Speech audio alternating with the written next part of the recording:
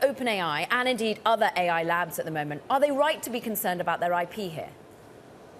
I think they are. There's a lot of people who doubt the claim that DeepSeek was able to build such a incredibly capable model with such little compute and such a little cost as they claim.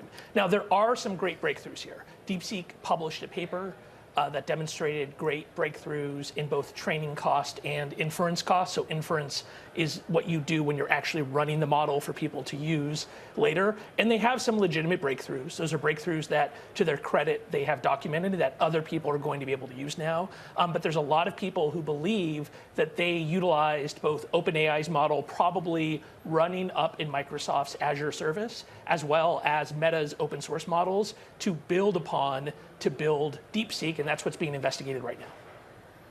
Alex, is there anything that Microsoft and other OpenAI and other providers can do to perhaps prevent this from happening again? If not DeepSeek, then perhaps another competitor from China. Well, this is the challenge that they're going to have. Microsoft's business model is that you can go to Microsoft Azure and you can throw down a credit card, you can open up an account, and you can ask them to create a private copy of OpenAI's models for you that you can use for your own purposes. This is how Microsoft plans on monetizing their multi-billion-dollar investment in OpenAI. That is a great thing for them. That's a great thing, in theory, for both OpenAI and the customers, that you can have a version of OpenAI that, in theory, does not expose their model weights to the customer and does not expose the customer's private enterprise data to OpenAI. But what has happened is that people have figured out ways that you can ask a model many, many millions or billions of questions to suck all of the data out of it. So imagine you have an ancient wise professor, and you're able to ask that wise professor many, many, many questions, and then effectively become a copy of that professor. That's exactly what can happen here, except at machine speed, you can do that over days, weeks, or months. And that is the business model that Microsoft is operating here. So detecting that kind of behavior might be theoretically possible, but that's also exactly what they're selling. And so I think, yes, they're going to look into what DeepSeek did here, but it will only be a cat and mouse game to try to determine whether somebody is actually utilizing the models in the way Microsoft wants them to and wants to get paid for, and whether or not they're trying to actually copy those models.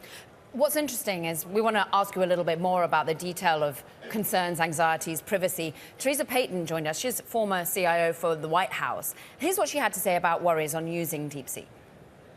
This is an untested app.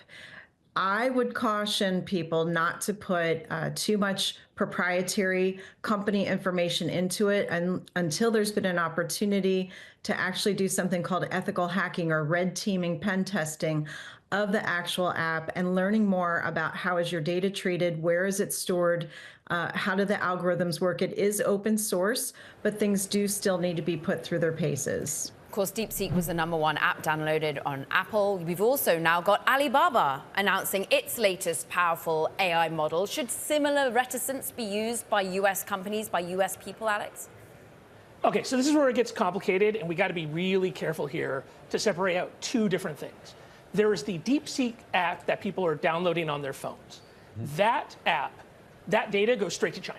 Right? So if you're downloading DeepSeek on your phone, or if you're going to DeepSeek's website and you're typing in a query, that data goes straight to China. That's available to that Chinese company. That is probably available to the Chinese government without any problem. So yes, absolutely, companies should not be allowing their employees to download the DeepSeek app onto their phones.